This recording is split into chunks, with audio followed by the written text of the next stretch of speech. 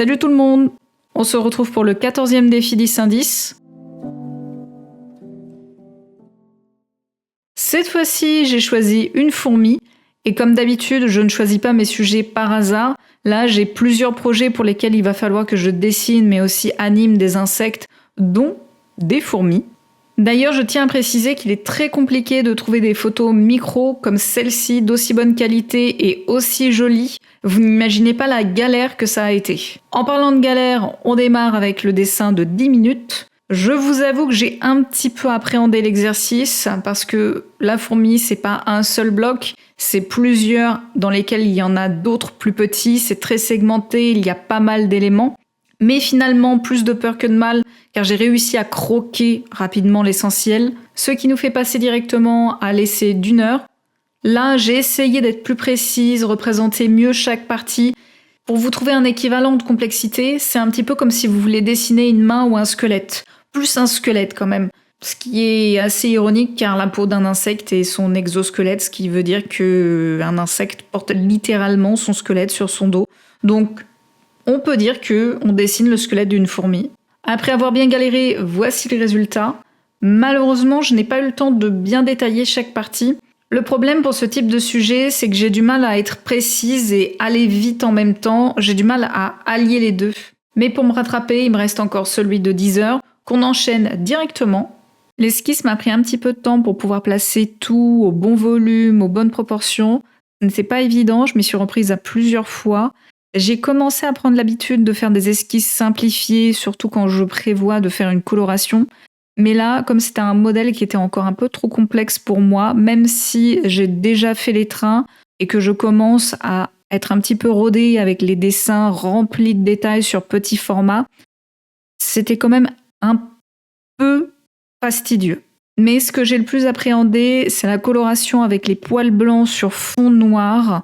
Et oui, parce qu'une fourmi, c'est poilu. Et malgré le fait que j'en ai déjà fait, j'ai quand même développé quelques méthodes, quelques techniques, mais ça reste quand même dur. Ça reste encore dur pour moi. J'ai lu il n'y a pas longtemps un article qui parlait des artistes qui faisaient du photoréalisme et la plupart, voire la totalité de ceux qui ont témoigné, disaient que c'était un procédé qui était long, qui demandait des dizaines d'heures, voire des centaines d'heures.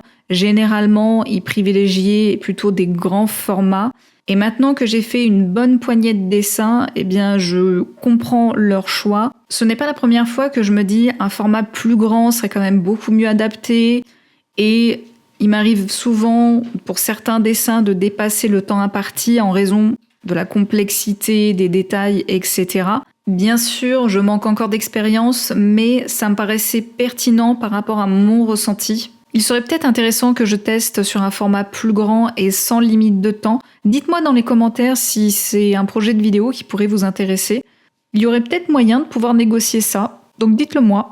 J'ai oublié de vous préciser, mais pour la coloration, j'ai utilisé du 12, du 8, du 7, du 4 et du 1B pour avoir un maximum de contraste. Et pour les parties claires, j'ai utilisé du 2, du 4 et du 6H.